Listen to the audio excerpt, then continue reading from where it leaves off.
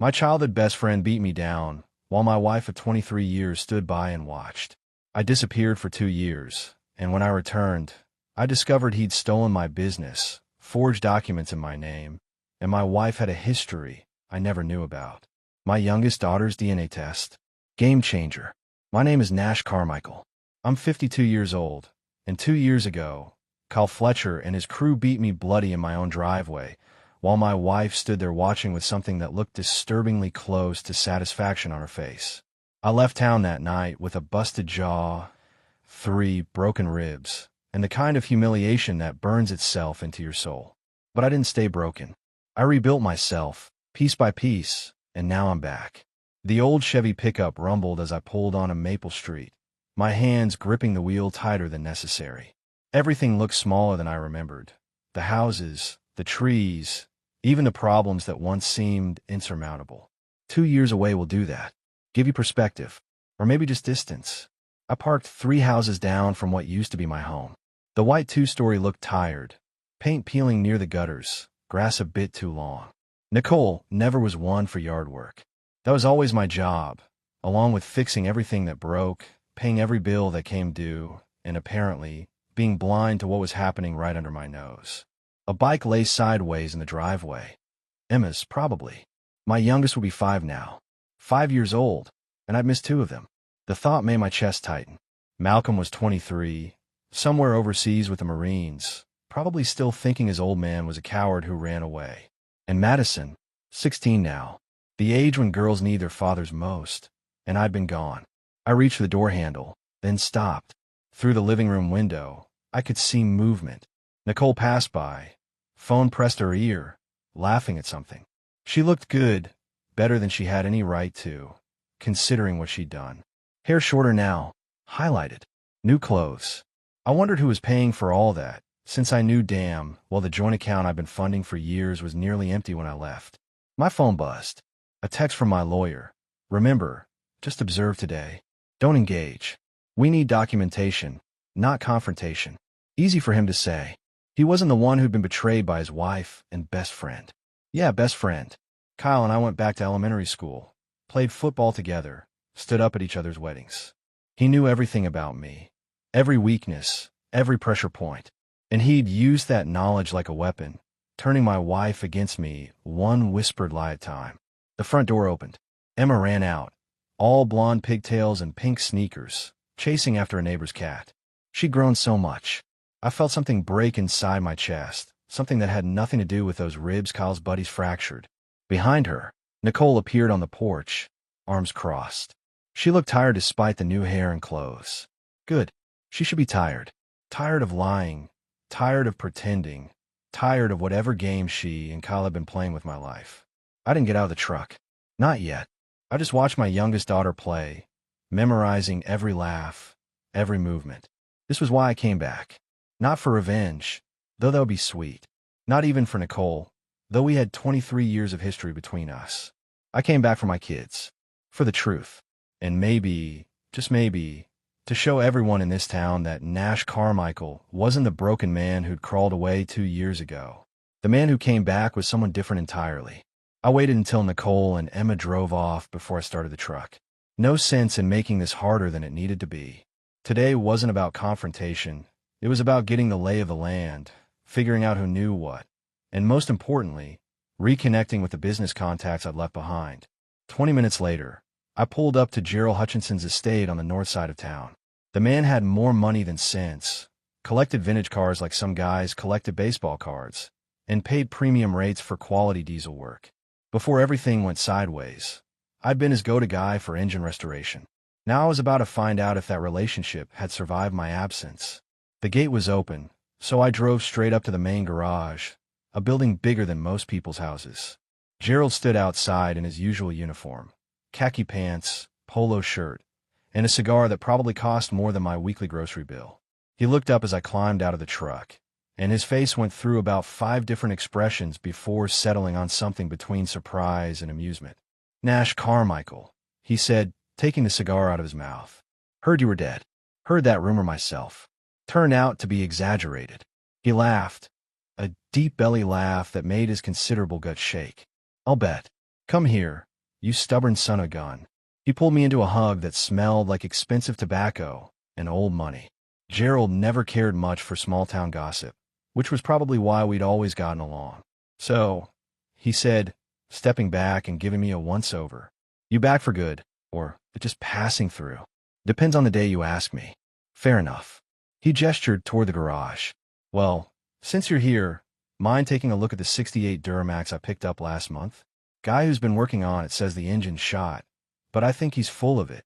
I followed him inside, where a beautiful blue Chevy sat with its hood up. One look at the engine told me everything I needed to know. Your guy's an idiot, I said, running my hand along the engine block. This beauty just needs a new fuel injection system and some carbon cleaning. Engine's solid as they come. Gerald grinned.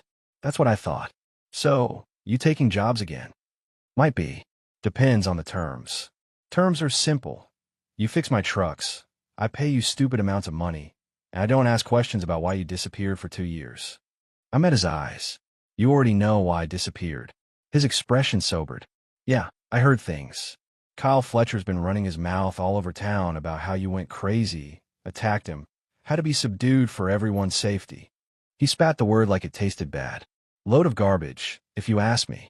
Known Kyle since he was a punk kid stealing hubcaps. He's always been a liar and a cheat. He say anything else? Just that you abandoned your family, left Nicole high and dry, and she had to depend on the kindness of friends to get by. The way he said it made it clear what he thought of that story. Of course, I also heard that Kyle's been driving a new truck, and your shop equipment mysteriously showed up in his garage. My jaw tightened. That's so.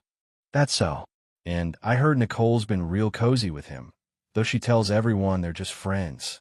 He put air quotes around the last 2 words. Now, I'm not one to spread gossip, Nash, but you should know what people are saying. What else are they saying? Gerald hesitated, chewing on his cigar. They're saying maybe little Emma isn't yours. Saying the timing's suspicious, and she's got Fletcher's eyes. The words hit like a physical blow, but I kept my face neutral. I'd had the same thought myself, lying awake at night, in whatever cheap motel I'd ended up in. Emma would have been conceived right around the time Nicole and Kyle's friendship started heating up. I'm getting a DNA test, I said quietly. Good. You deserve to know the truth.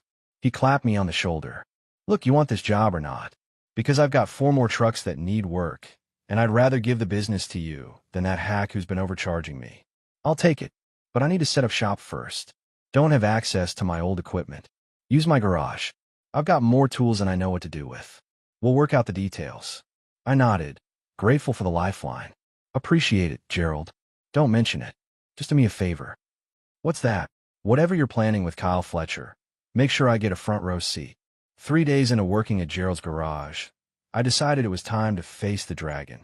Dorothy Blake, Nicole's mother, had never been my biggest fan, but she'd at least been civil before everything went south. Now I needed to know where she stood, and more importantly, what she knew. Her house sat on Elm Street, a tidy ranch style with flower beds she'd tended for 40 years. I parked on the street and walked up the driveway, noting the new Buick in the garage. Dorothy's old sedan was nowhere in sight. Interesting. I knocked 3 times. Through the front window, I could see movement, Dorothy peering out, her face going pale when she recognized me. For a moment, I thought she might not answer. Then the door opened a narrow gap, security chain still attached. Nash. Her voice was cold as January. What do you want? To talk. 5 minutes, Dorothy. That's all I'm asking. I don't think it's a good idea. Nicole said. I don't care what Nicole said. I care about what really happened, and I think you know more than you're letting on. Her jaw tightened. We stared at each other for a long moment before she sighed and closed the door. I heard the chain slide off, and then she opened it fully. 5 minutes, Dorothy said. And if you raise your voice, you leave. I followed her into the living room. Everything looked the same floral couch, same family photos on the mantel. Except now, there were new pictures. Emma at various ages, Madison with her dance trophy, but notably absent was Malcolm. And notably absent was me. Every photo with me in it had been removed. Nice car in the garage, I said, settling into the armchair. Buick LaCrosse, brand new from the look of it. Those run about $45,000, don't they? Dorothy's face flushed. I don't see how that's her business.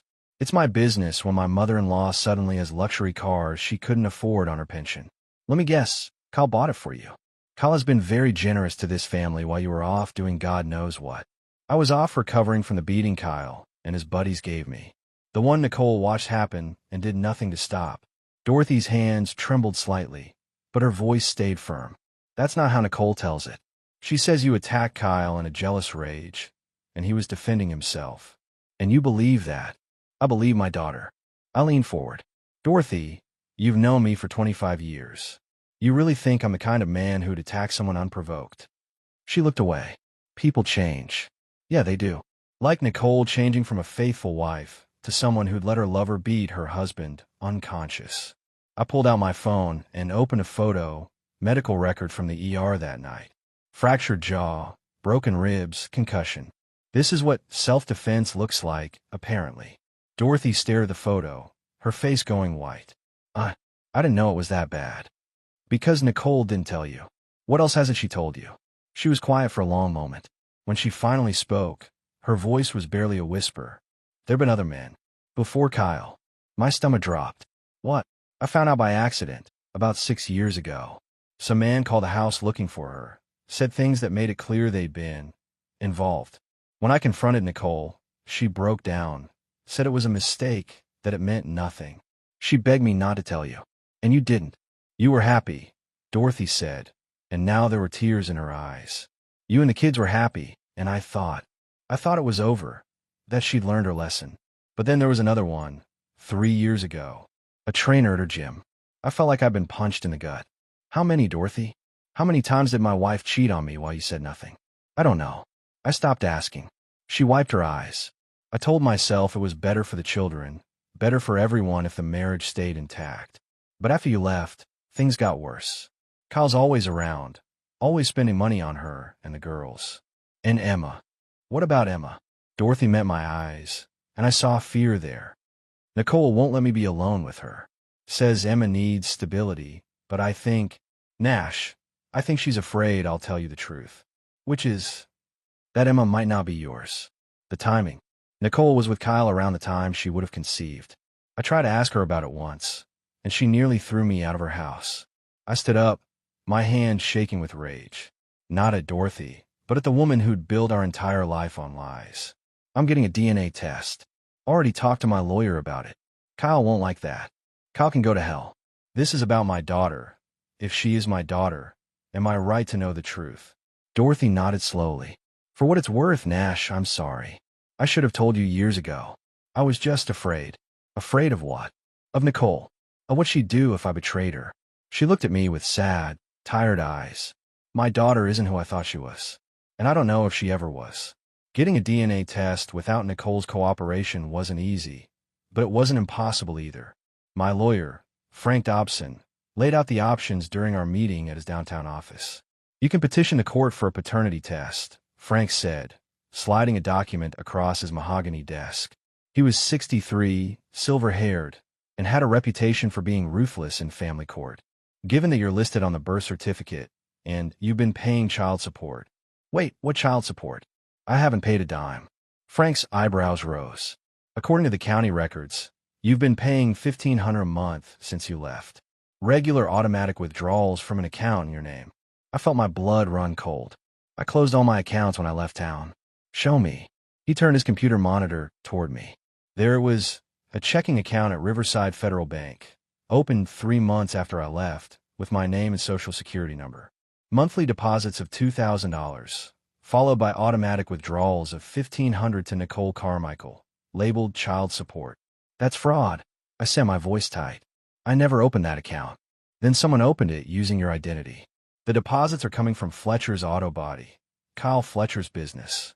Frank leaned back in his chair. He's been funneling money to Nicole through an account in your name, making it look like you've been meeting your obligations while also establishing a paper trail that suggests you have income you're hiding. Why would he do that? Because if Nicole ever decides to take you to court for more support, there's documentation showing you have the means to pay. And if you claim you don't have access to this account, it makes you look like you're hiding assets. Frank tapped the screen. It's clever, in a sociopathic kind of way. I sat back, my mind racing. Kyle had thought of everything. Made himself look like the hero supporting my family, while setting me up for financial ruin. Can we use this against him? Absolutely. Identity theft, bank fraud, potentially money laundering, depending on where those deposits are really coming from. But first, let's deal with the paternity issue. He pulled out another form. I can file for a court-ordered DNA test tomorrow. But here's the thing, Nash, if Emma isn't yours, you have no legal obligation to her. No support, no custody, nothing. I understand. Do you? Because if you've been her father for 5 years, the court might still consider you the presumptive parent regardless of biology. You could be stuck paying support for a child that isn't yours. I thought about Emma's laugh, the way she'd hugged my leg the last time I saw her, calling me daddy with complete trust in her voice. I need to know the truth, Frank. Whatever it costs. All right, I'll file the paperwork today. Expect Nicole to fight it tooth and nail. He was right. 3 days later, I got the call that Nicole had hired a lawyer and was opposing the test. Her argument was that I'd abandoned my family and had no right to harass them now. The judge scheduled a hearing for the following week. Meanwhile, I kept working at Gerald's garage, building up my cash reserves and my reputation. Word spread fast in a small town. Nash Carmichael was back, and he was doing quality work at fair prices. My appointment book filled up quick. On Thursday afternoon, I was under a Dodge Ram when I heard footsteps approaching. I rolled out from under the truck to find Madison standing there, 14 years old, and looking so much like her mother it hurt. "Hi, Dad," she said, her voice uncertain. I stood up slowly, wiping grease off my hands. "Madison, does your mother know you're here?" "No." I told her I was going to study group. She bit her lip. "We need to talk." I gestured to Gerald's office. "Come on." We sat across from each other at the small desk, and I waited. Madison stared at her hands for a long moment before speaking. "Mom's lying about a lot of things," she said quietly. "And I think you deserve to know the truth." Madison sat across from me in Gerald's office, her hands trembling slightly as she pulled out her phone. She was 14, not the 17-year-old I'd mistakenly thought earlier, still a kid caught in an adult nightmare. "I should have told you 2 years ago," she began, her voice barely above a whisper. "But Mom said if I told anyone, you'd never come back. She said you'd left because you didn't love us anymore." "That's not true, sweetheart. I left because Kyle and his friends put me in the hospital. I know that now." She unlocked her phone and pulled up a video. "Kyle doesn't know I recorded this. It was the night you left." My hand shook as I took the phone. The video was dark, grainy, shot from what looked like an upstairs window. But the audio was clear enough. Kyle's voice, drunk and boastful. He won't be coming back. Nobody recovers from a beating like that and shows his face again. And then Nicole's voice, cold and calculating. "Good. Now we can finally be together without him in the way." I felt like I'd been shot. Hearing it, seeing the proof that Nicole had wanted me gone, it was worse than the beating itself. "There's more," Madison said. She swiped to another video, this one recorded inside the house. Nicole and Kyle in the kitchen, about 6 months after I left. "Watch." Nicole was crying. "He wants a DNA test on Emma." "What am I supposed to do?" Kyle's response was ice cold. "You tell your lawyer he abandoned his family. You make him look like the bad guy. And if he pushes it, we'll make sure he never sees any of the kids again." I looked up at Madison. "Why are you showing me this now?" "Because I'm tired of the lies. Because Kyle's been." She stopped, swallowing hard. "He's been different lately. Meaner. He yells at Mom when he thinks we can't hear. And last week, I heard him on the phone talking about how Emma better be worth all this trouble." My blood ran cold. "What does that mean?" "I think it means he knows she might not be his either. And if she's not, he's been playing Mom this whole time for nothing." I pulled Madison into a hug, feeling her shake against me. "You did the right thing telling me.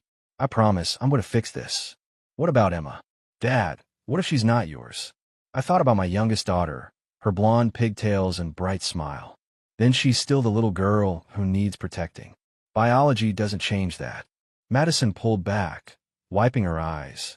"Mom's been different too. She got sick about 8 months ago. She won't tell us what it is, but I've seen the pill bottles. Cancer medication." The second mention of Nicole being sick. First from Dorothy, now from Madison. "How bad is it?" "I don't know. She hides it pretty well, but Kyle uses it against her. I've heard him say things like, 'Who else is going to take care of you?' And 'You need me.'" Madison's voice hardened. "He's not helping her because he loves her. He's keeping her dependent. I felt rage building in my chest, the kind of anger that made men do stupid things. But I forced it down. Madison needed me to be smart, not violent. I need you to send me those videos. And anything else you've got. Already done. I sent them to your email before I came here. She stood up. I have to go. If Mom finds out I was here, she'll freak. Madison, wait. I caught her hand. I know I left, and I know that hurt you. But I need you to understand. I left to protect myself, so I could come back and protect all of you. I never stopped being your father. Tears rolled down her cheeks.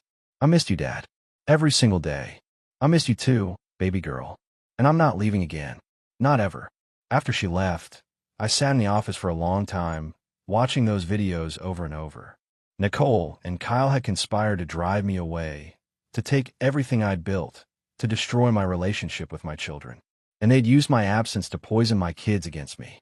But Madison had given me a weapon, undeniable proof of their scheme. The question now was how to use it without destroying my daughter in the process. Because if this went to court, Madison would have to testify. She'd have to face her mother and admit she'd been secretly recording them. That kind of betrayal would tear whatever was left of our family apart. But maybe, I thought, staring at the frozen image of Nicole and Kyle on the screen, the family was already broken beyond repair. Maybe the kindest thing I could do was burn it all down and build something new from the ashes. I waited until Tuesday night, when I knew Kyle would be at Eddie's bar, his regular spot, where he held court with his buddies and bragged about his conquests. I'd heard through Gerald that Kyle had been telling anyone who'd listen about how he'd taken care of the Nash-Carmichael problem. Time to show him how wrong he was. Eddie's bar hadn't changed in 2 years. Same neon sign flickering in the window, same sticky floors, same smell of stale beer and bad decisions. I pushed through the door at 8:30, and the place went quiet. Kyle sat at his usual table in the back, surrounded by 3 of his crew. When he saw me, his face went through a series of expressions: shock, anger, then a forced smile that didn't reach his eyes. Well, he said loudly, making sure everyone could hear. Look who finally grew a pair and came back to town. Nash Carmichael, ladies and gentlemen. The man who abandoned his family and ran away like a coward. I walked straight to his table, ignoring the stares from the other patrons. We need to talk. Outside. I don't think so. Anything you want to say to me, you can say right here. Fine. I pulled out my phone and connected it to the bar's Bluetooth speaker. Eddie owed me a favor from way back, and he'd set it up earlier. Let's talk about how you and Nicole planned to get rid of me. I hit play. Madison's recording filled the bar. Kyle's voice saying, he won't be coming back. Nobody recovers from a beating like that and shows his face again, followed by Nicole's cold response about finally being together without me in the way. The color drained from Kyle's face. Around us, people were pulling out their phones, recording. In a town like this video would be all over social media by morning. That's fake, Kyle said, standing up. He doctored that audio. Did I also doctor the bank records showing you've been funneling money into a fake account in my name? Or the receipts showing you sold my shop equipment and pocketed the cash? I turned to address the bar. Kyle Fletcher stole from me, lied about me, and he's been playing Nicole for a fool this whole time. Kyle's face twisted with rage. You don't know what you're talking about. Don't I? How about we discuss Emma? You know, the daughter you've been pretending might be yours just to keep Nicole under your thumb. He lunged at me, but I was ready. 2 years of rage and training had made me faster, stronger. I sidestepped his swing and landed a solid punch to his gut that doubled him over. His buddies jumped up, but this time I wasn't alone. Gerald had brought 3 of his guys, and they positioned themselves between me and Kyle's crew. This is between me and Kyle, I said clearly. Anyone else wants to jump in, they'll have to go through them first. Kyle straightened up, breathing hard. You think you've won? You think showing up with some videos and tough guys makes you the hero? I don't need to be the hero, Kyle. I just need everyone to know the truth about what kind of man you really are. I leaned in close. And that recording? It's already with my lawyer, the police, and about 50 people online. You're done. I turned and walked out of the bar, leaving Kyle standing there with everyone's eyes on him. It wasn't the ending I'd imagined. No dramatic fight, no movie moment justice. Just a man exposed for what he really was, in front of everyone who'd believe his lies. Sometimes, I thought as I climbed into my truck, the best revenge is just the truth. The DNA results came back on a Thursday. I was under a Ford diesel when Frank called, and I rolled out so fast I nearly hit my head on the undercarriage. She's yours, Frank said without preamble. Emma is biologically your daughter. 99.9% certainty. I sat on the garage floor, phone pressed to my ear, feeling something break open in my chest. Relief. Joy. And underneath it all, a burning rage that Nicole had let me doubt it for even a second. There's more, Frank continued. The financial audit came back. Nicole's been hiding accounts we didn't know about. And I found something else, credit card statement from 6 years ago showing hotel rooms and restaurant charges. Names on the receipts include someone named Brian Hodges. My mind went blank. Who? Used to work at the bank where Nicole was a teller. Married guy, 3 kids. According to the records, they had a 6-month affair before it ended. Nicole charged everything to a card in your name that you'd given her for emergencies. 6 years ago, when Malcolm was 17 and Madison was 8. When I was working overtime to save for Madison's braces and Malcolm's college fund.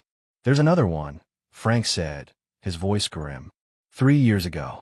Personal trainer named Rick Wallace. Same pattern. Hotels, dinners, gifts, all on your dime. I closed my eyes, trying to breathe through the realization.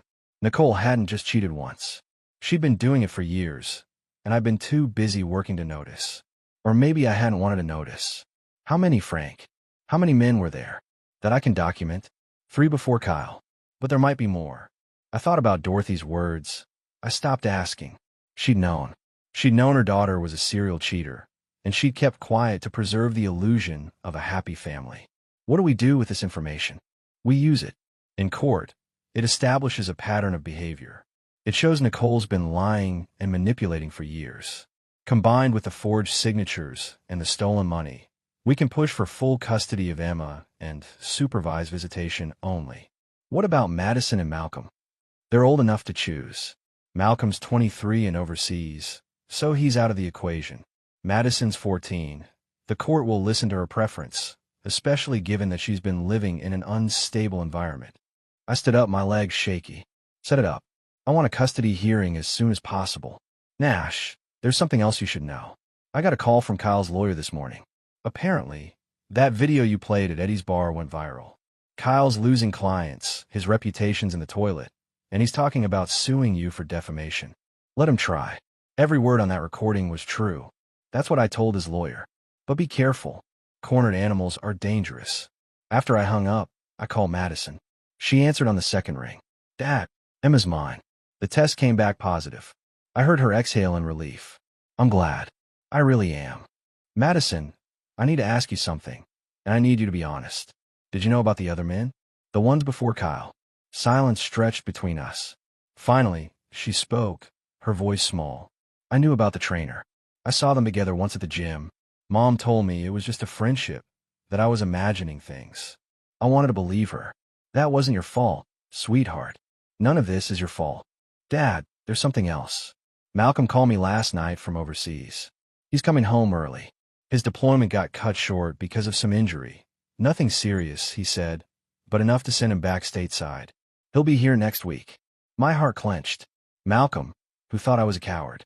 Malcolm, who'd probably spent 2 years hating me. Does he know I'm back? Yeah.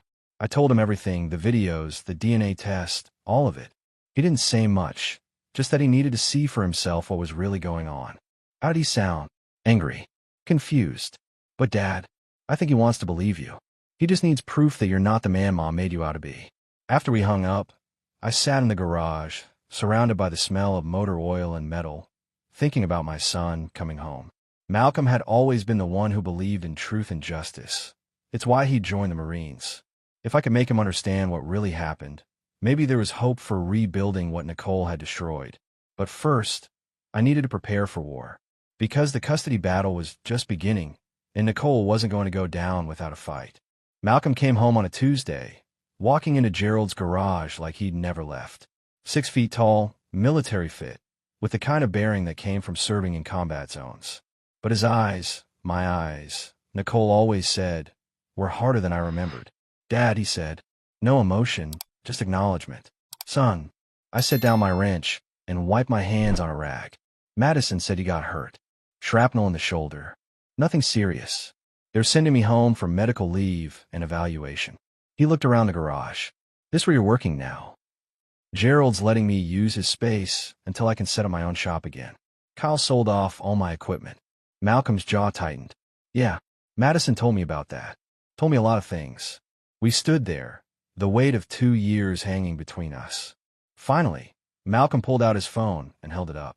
On the screen was the video from Eddie's bar, the one of Kyle and Nicole planning my departure. Is this real? Malcolm asked. No editing, no manipulation. It's real. Madison recorded it the night I left.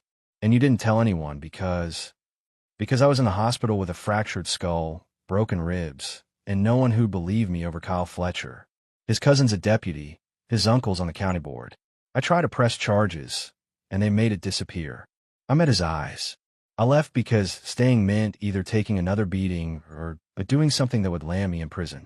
I left to protect myself so I could come back with evidence. Malcolm studied me for a long moment. Then he walked over to the workbench and leaned against it. Mom told us you had a breakdown, that you accused her of things that weren't true, got violent, had to be restrained. She cried when she told us. Madison believed her. I believed her. I know. But then I came home on leave 6 months ago, and things didn't add up. Kyle was always around, acting like he owned the place. Mom was different, secretive, defensive, and Madison was scared of something, though she wouldn't say what. He pulled out another phone, an older one, beaten up. This was in Mom's drawer. I found it when I was looking for birth certificates to update my military records. He unlocked it and showed me the screen. Text messages between Nicole and Kyle, dating back 4 years. Explicit messages. Plans to meet up. Discussions about getting rid of me. She kept a burner phone, Malcolm said flatly. For 4 years. She had a secret phone just for talking to Kyle, and probably others before him. I took the phone, scrolling through messages that made my stomach turn. Nicole discussing how to manipulate me, how to hide money, how to make me look unstable if I ever found out the truth. Where did you get this? I took it before I deployed. Told myself I was being paranoid, that Mom couldn't be that person. But I couldn't shake the feeling something was wrong. He paused. Then I got your number from Madison and read through everything you sent her. The bank records, the forged signatures, the DNA test results. It all fits. Malcolm, I know this is hard. Hard. He laughed bitterly. Dad, I spent 2 years defending Mom to anyone who'd listen. Told people my father was a deadbeat who abandoned his family. Got into fights over it. And the whole time, she was lying. About everything. She's still your mother. Is she? Because right now, I don't know who she is. He pushed off the workbench. But I know who you are. You're the guy who taught me to change oil when I was 10. Who helped me study for the SATs. Who came to every football game. Even when you were dead on your feet from work. That guy wouldn't abandon his family without a damn good reason. Something in my chest loosened. Thank you, son. Don't thank me yet. I want to hear everything. The whole story, start to finish. And then I want to know what you're planning to do about Kyle and Mom. We sat in Gerald's office for 3 hours while I laid out everything. The affair, the beating, the financial fraud, the custody battle, the other men Nicole had been with over the years. Malcolm listened without interrupting, his expression growing darker with each revelation. When I finished, he sat back and stared at the ceiling. What do you need from me? Honestly, I need you to be there for your sisters. Madison's caught in the middle, and Emma doesn't understand what's happening. They need someone stable. What about Mom? What happens to her when all this comes out? That's up to the courts. But Malcolm, there's something else you should know. Your grandmother told me Nicole's sick. Cancer. She's been getting treatment. His face went pale. How bad? I don't know the details. But Kyle's been using it to control her, making her dependent on him. Malcolm stood abruptly, his hands clenched into fists. That son of a... He stopped, breathing hard. How does someone do that? How does someone manipulate a sick woman like that? The same way he manipulated all of us. By lying, by finding weaknesses, by being exactly who people need him to be until he's got them trapped. Malcolm was quiet for a long moment. Then he looked at me with something like respect. You came back to face this. That took guts. I came back for you kids. Everything else is just settling accounts. Then let's settle them. Malcolm said. Tell me what needs to be done. 3 weeks after Malcolm came home, Nicole showed up at Gerald's garage. I heard her car pull up and knew immediately it was her. Same silver sedan she'd been driving for years, now with a dent in the passenger door. I didn't stop working. Just kept my hands on the engine I was rebuilding, waiting. Nash. Her voice was softer than I remembered, worn down by whatever the past few weeks had cost her. Nicole. I still didn't look up. Can we talk? Please. I set down my wrench and finally turned to face her.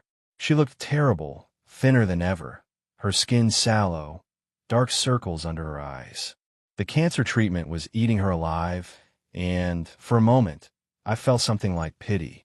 Then I remembered everything she'd done, and the feeling passed. What do you want? She took a breath, steadying herself against a workbench. I want to make you an offer. A way out of all this mess, without destroying the kids completely. I'm listening. We stay married, she said quickly. On paper only. We live in the same house for appearances. Raise Emma together. You can have full custody rights. Make all the decisions. I won't fight you. But we present a united front to the community, to the kids. No messy divorce. No court battles. No public humiliation.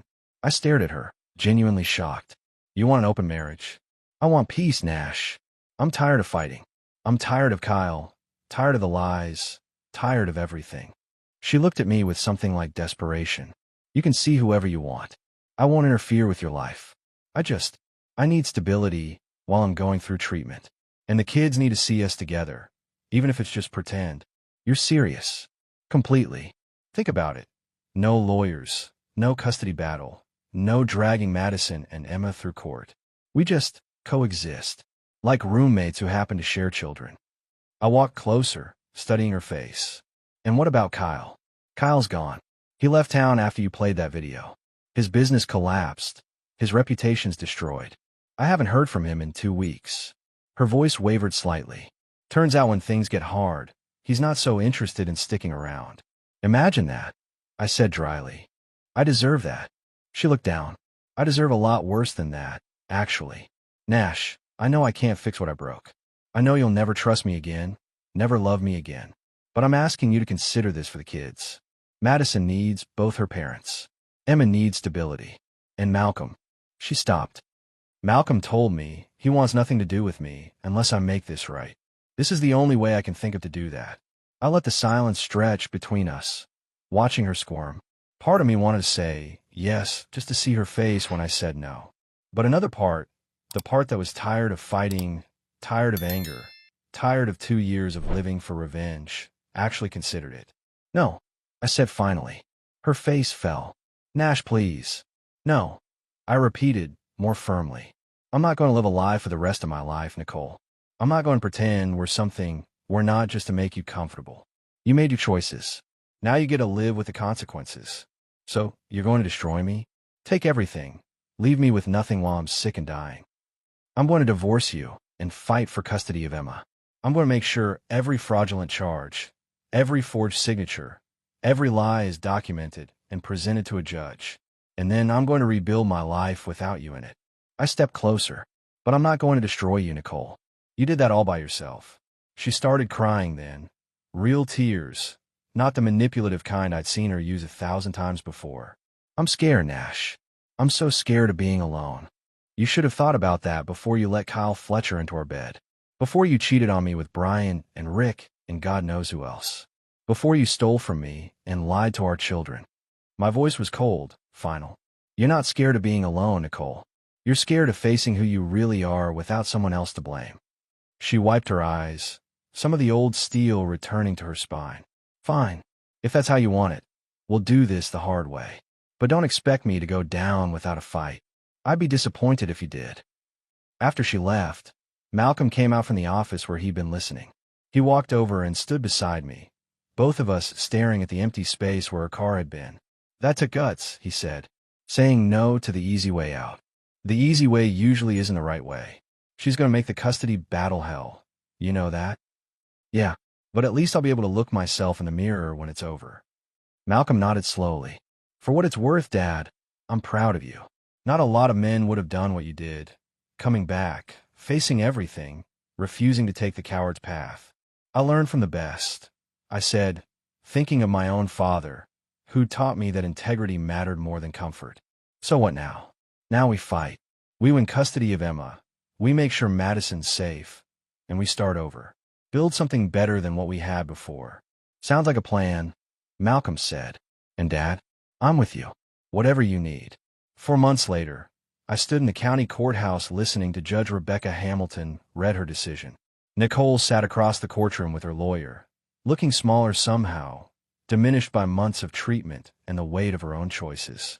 Based on the evidence presented, Judge Hamilton said, including documented financial fraud, a pattern of infidelity, and testimony from both children regarding the home environment, I'm awarding primary physical custody of Emma Rose Carmichael to her father, Nash Carmichael. Mrs. Carmichael will have supervised visitation every other weekend, pending successful completion of counseling. Nicole's face crumpled, but she didn't protest. She'd learned, finally, that some battles couldn't be won with tears or manipulation. The judge continued. Furthermore, I'm ordering Mrs. Carmichael to repay the $75,000 stolen through forged signatures, plus accumulated credit card debt. Payment plan to be determined by the court. Mr. Carmichael, you're awarded full ownership of the marital home and all business assets. It was over. After 4 months of depositions, testimony, and character witnesses, I'd won. But it didn't feel like victory. It just felt like the end of something that should have died years ago. Outside the courthouse, Madison was waiting with Emma. My youngest daughter ran to me, wrapping her arms around my waist. Are we going home now, Daddy? Yes, sweetheart. We're going home. Madison smiled. A real smile, the first I'd seen from her in months. Malcolm's making dinner. He said he'd try not to burn it this time. We all laughed, the sound surprising and welcome after so much darkness. The house, my house now, legally, felt different when we walked in. Malcolm had been cleaning and organizing, getting rid of the clutter Nicole had accumulated over the years. It felt lighter somehow, full of possibility instead of resentment. That evening, after Emma was asleep and Madison was in her room doing homework, Malcolm and I sat on the back porch with beers. The same porch where I'd spent countless nights worrying about money, about Nicole's distance, about whether I was doing enough for my family. Gerald offered me full ownership of the garage, I said. Wants to retire, move to Florida with his wife. Says if I can scrape together $50,000 for a down payment, he'll finance the rest. Can you do it? With what the judge awarded me, yeah. It'll be tight, but I can make it work. I took a sip of beer. Means starting over from scratch, but at least it's mine this time. No partners, no one to betray me. Sound good, Dad. You deserve it. We sat in comfortable silence for a while.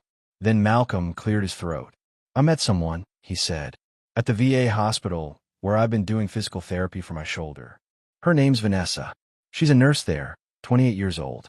We've been talking and... He trailed off, looking uncomfortable. And what? And I really like her. But I wanted to make sure you were okay with me dating someone. After everything with Mom, I didn't want you to think I was being disrespectful or... I cut him off with a laugh. Son, you're 23 years old. You don't need my permission to date. I'm happy for you. Yeah, but after watching what Mom did to you, I wanted to make sure I was doing it right. Vanessa's good people, Dad. Honest, straightforward, no games. The opposite of, he stopped. The opposite of your mother. I finished. I get it. And I'm glad you found someone who treats you right. 2 weeks later, I was working late at the garage, my garage now, with Carmichael Diesel Repair newly painted on the sign, when someone knocked on the office door. I looked up to find a woman standing there, mid-30s, with red hair and an uncertain smile. Sorry to bother you, she said. I'm Vanessa Torres, Malcolm's friend. Right, the nurse. Malcolm's mentioned you. I stood up, wiping grease off my hands. What can I do for you? Actually, I'm here with someone who wanted to meet you. She stepped aside, and another woman appeared, younger, maybe 28 or 29, with dark hair and warm brown eyes. This is my friend Rebecca. She just moved to town, and her car's been making this weird noise. Malcolm said you were the best diesel mechanic around. Rebecca held out her hand, and when I shook it, I felt something I hadn't felt in years. Genuine interest, untainted by history or betrayal. Nice to meet you, she said. And I promise, I'm not as high maintenance as my car. I found myself smiling. Let's take a look and see what we're dealing with. As we walked out to her truck, a beaten-up Ford Ranger that had seen better days, Vanessa caught my eye and winked. Subtle as a brick, that one. Malcolm had clearly put her up to this.